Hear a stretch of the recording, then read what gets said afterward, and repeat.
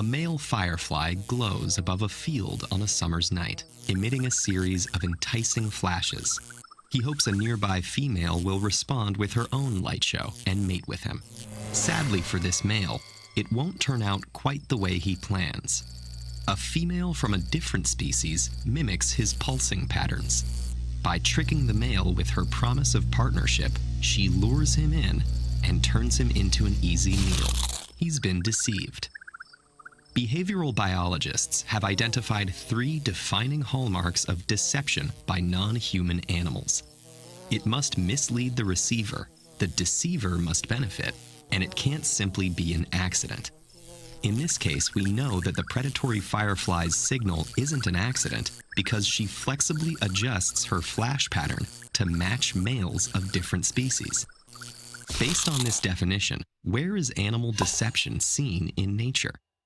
Camouflage is a good starting point and one of the most familiar examples of animal trickery. The leaf-tailed gecko and the octopus fool viewers by blending into the surfaces on which they rest. Other animals use mimicry to protect themselves. Harmless scarlet king snakes have evolved red, yellow, and black patterns resembling those of the venomous eastern coral snake to benefit from the protective warnings these markings convey. Even some plants use mimicry. There are orchids that look and smell like female wasps to attract hapless males, who end up pollinating the plant.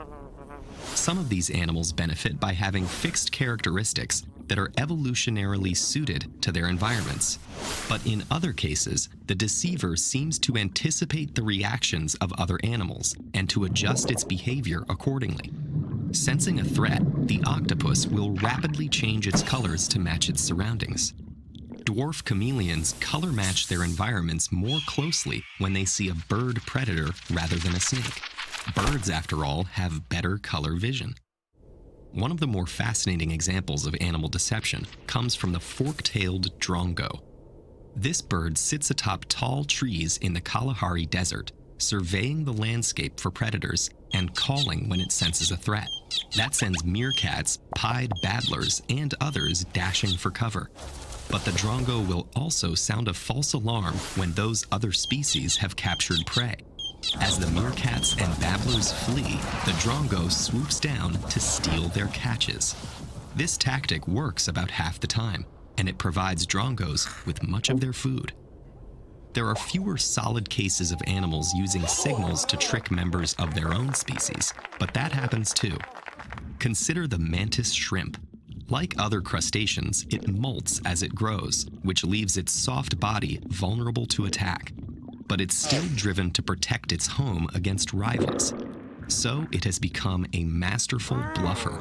Despite being fragile, a newly molted shrimp is actually more likely to threaten intruders, spreading the large limbs it usually uses to strike or stab its opponents. And that works. Bluffers are more likely to keep their homes than non-bluffers. In its softened condition, a mantis shrimp couldn't withstand a fight, which is why we can be confident that its behavior is a bluff. Biologists have even noticed that its bluffs are tactical. Newly molted mantis shrimp are more likely to bluff against smaller rivals, who are especially likely to be driven away.